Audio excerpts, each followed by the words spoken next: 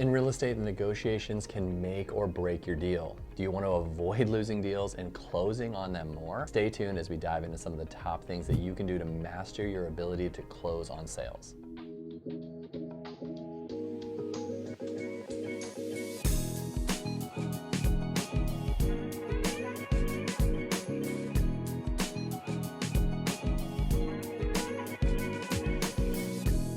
Hey everyone, for those of you that don't know me yet, my name is Joe Skipper and I'm the owner of Skipper Realty Group, brokered by eXp Realty here in Oregon.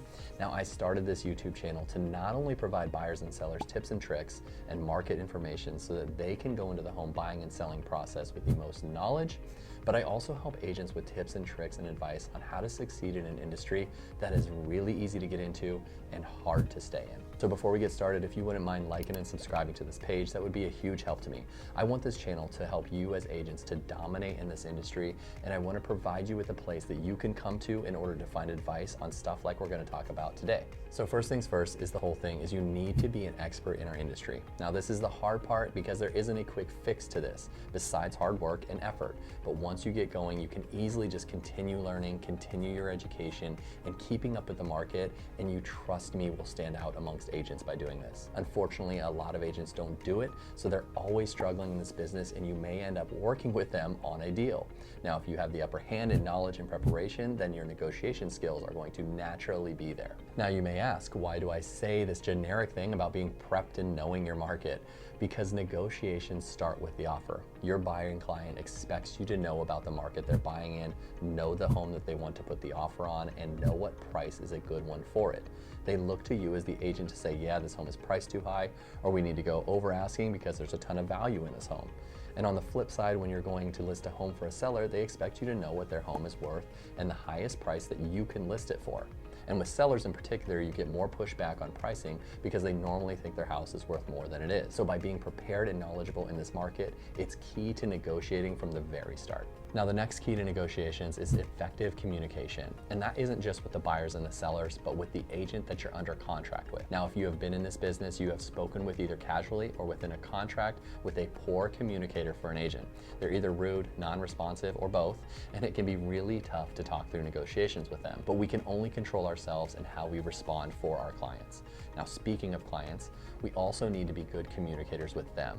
Some tips to do this is to be clear with them on the process. What will happen throughout the sale and the different times and important points within the contract where things generally can go wrong, where they will need to be ready to give or get input, and the parts of the sale that we can negotiate in. But be really clear on this stuff.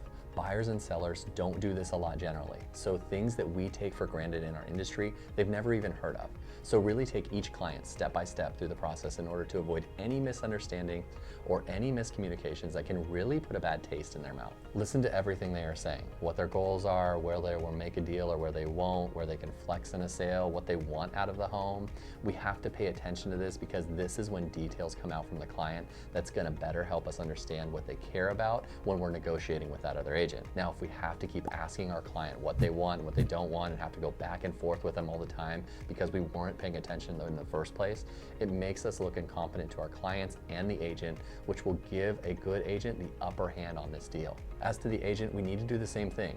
Every agent out there accidentally or purposefully lets out information that could be critical during negotiations. So pay attention to what they tell you. Be specific and clear in the questions that you ask and gather as much information as you can from them. Good agents will tell you little because they want to negotiate the best for their client, but all of us slip from time to time, and one little piece of data like why the sellers want to move or how desperate the buyers are for that particular home, it'll be a huge help for you and your clients. Some agents make it hard to pay attention to them for a variety of reasons, but take notes on everything they say and be an active listener because you will get good information from them. Another thing we can do to help in negotiations is to build rapport with everyone involved. Now, it goes without saying that you should already have rapport with your clients, but building that rapport with agents is also key to good negotiation. The ideal time I would say to do this is before the deal even happens. So if you can proactively get out there and network with agents before a sale, you can build that rapport naturally with them. Now, when agents like each other, deals go so much smoother than the ones that don't care for each other. Now, sometimes you can't avoid the crabby agent,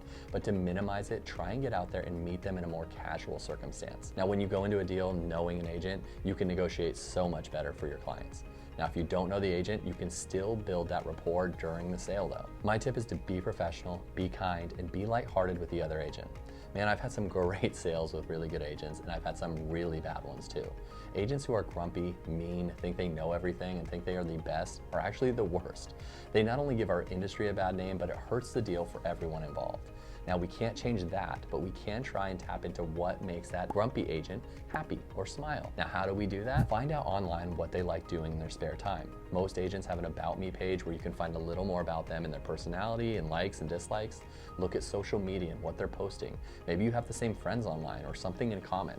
Try and do some research into the agent to see where you can connect and get along. Now, if you can break the ice on these agents, this will help your client and help you negotiate through the deal. The next tip I have is to be prepped for objections and counteroffers. This stuff we can practice like right now. Go through scenarios in your head or with another agent and talk through an imaginary deal.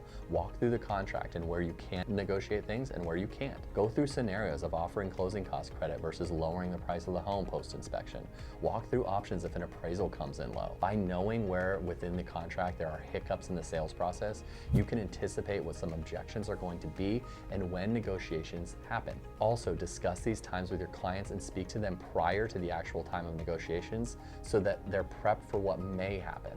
If they expect it, then it eases their stress when it comes up, if it comes up.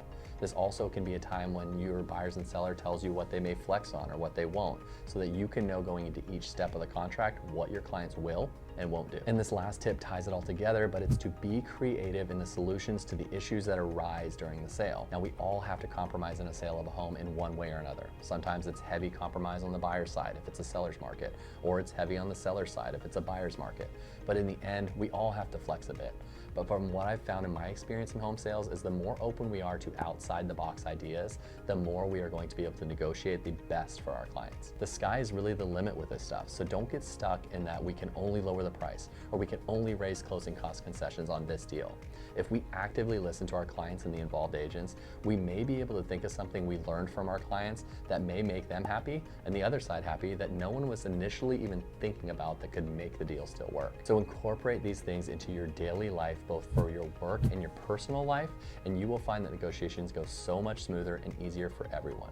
Clients will be happier, agents will be happier, and you'll build a good reputation within the industry. And in turn, business is going to grow. I hope this helped you guys, and if you want to ask me any questions or want to talk more about what my team does to help agents thrive in this industry, give me a call or leave me a comment below and we can connect that way. And don't forget to like and subscribe to my page so that you can stay up to date on the latest tips for real estate agents out there.